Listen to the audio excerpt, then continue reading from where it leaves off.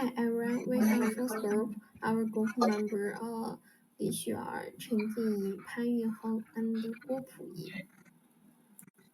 The journalist communication could compete in the comprehensive description and in-depth analysis of the ledger processes and the nature of credit systems, which help to regulate their ledger state and safeguard uh, the interests of both parties to a transaction. Okay, first, why?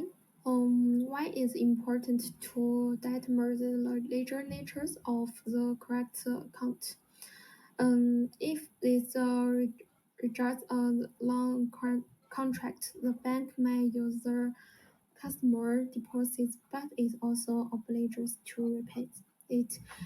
If rejected as a deposit contract, the bank has no right to use the deposit, but is not obliged to repay it. Therefore, that means the ledger natures of the consent is a sister to rejecting the rights and the obligations of both parties. The legal nature of correct count also determines the possible legal rules. If if it's a long contract is related to rejection, rejections shall appeal. If it's a deposit contract, the deposit regulations shall oppose. Its director affects the rights and the rights of both parties to the transaction. The legal natures of the credit account also has a burden on the liability of the fees charged by the banks. If this result has a long correct, the bank can change interest. If it's regarded as a deposit contract, the banks cannot change deposit fees. Therefore, it's important to demand the legal natures of assent in order to safeguard the interests of both parties to the transaction. Breach of fiduciary duty is a very serious issue in business under corporate and partnership law. It involves not only legal liability but also moral and ethical issues. Let's now explore breach of fiduciary duty and its wider implications by reviewing the contents of Malaysian law.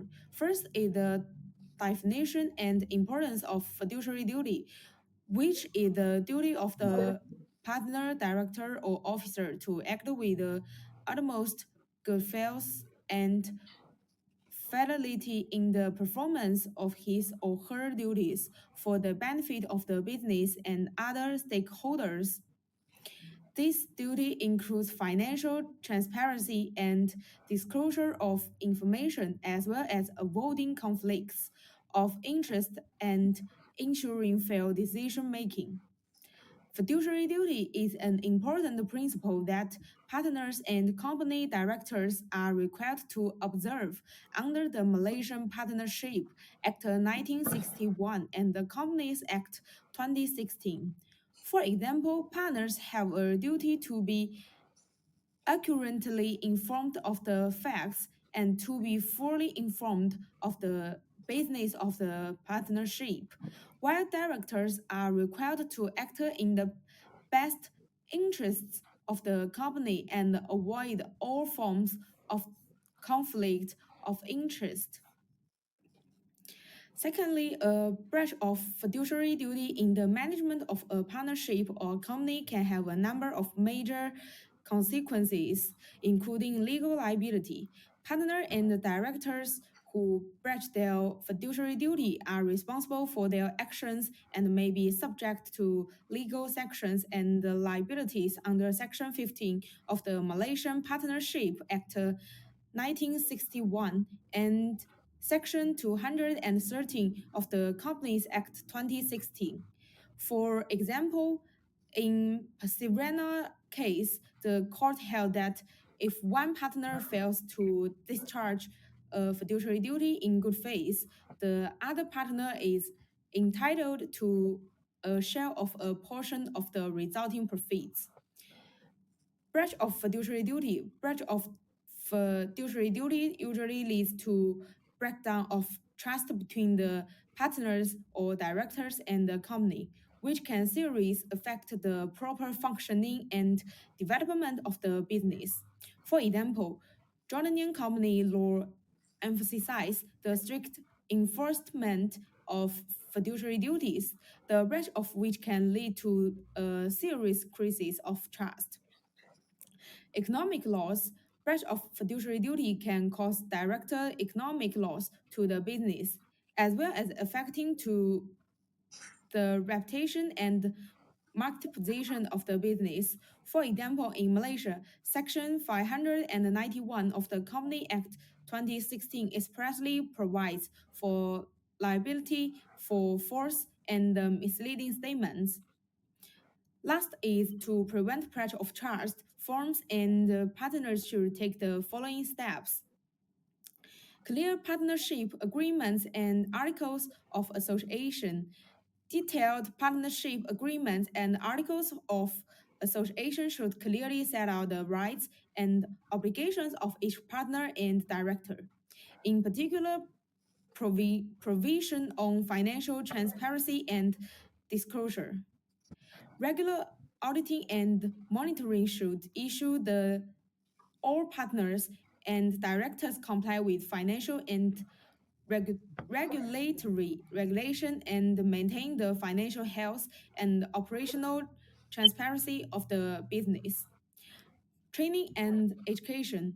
Relevant training and education should be provided to ensure that partners and directors understand the importance of fiduciary duties and the potential consequences of breaching them, and to foster a culture of integrity within the business. In summary, fiduciary duty are an integral part of partnership and corporate governance, and when breached, can have serious legal and financial consequences. There are different theories as to the local nature of a current account, but the most flexible and credible view is to treat it as a loan contract. The bank has the right to use deposits of the deposit in the current account, which is consistent with the nature of the loan contract.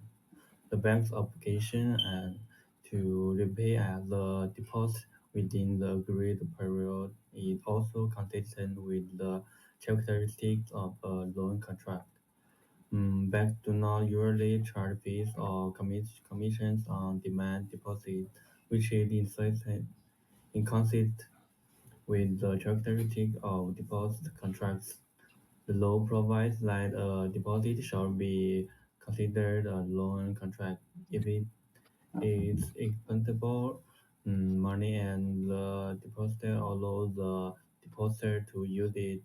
This is consistent with the nature of net.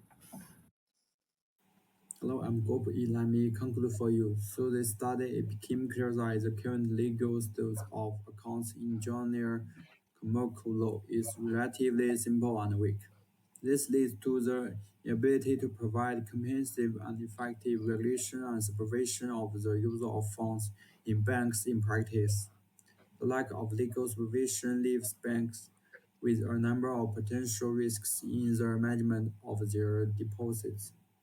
Inadequate laws make it potentially difficult for banks to actively grasp the boundaries of compliance in the face of complex and changing financial environment.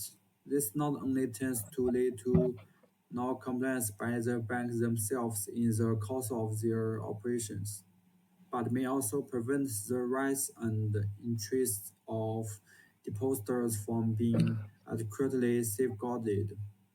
At the macro level, such imperfection in the law will also affect the stability and health development of the financial market as a whole.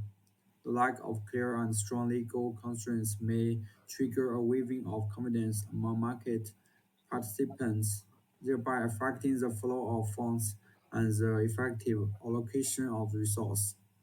Occasionally, aware that a comprehensive overhaul and revision of the existing legal framework is required to change this situation, clarifying the rights and obligation of banks in handling funds in current accounts,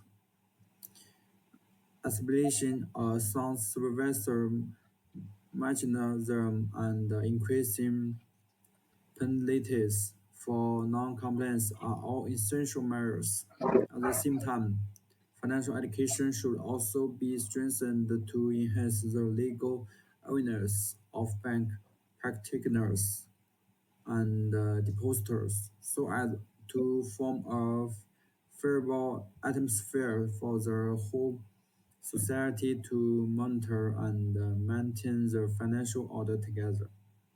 Only through the joint efforts of many parties can we build a fair, transparent and sound financial environment effectively protect the legitimate risks and interests of investors and depositors, and promote the sustainable and healthy development of the financial market. Thank you, doctor. Thank you for watching. Hi everyone, we are first group. Our group member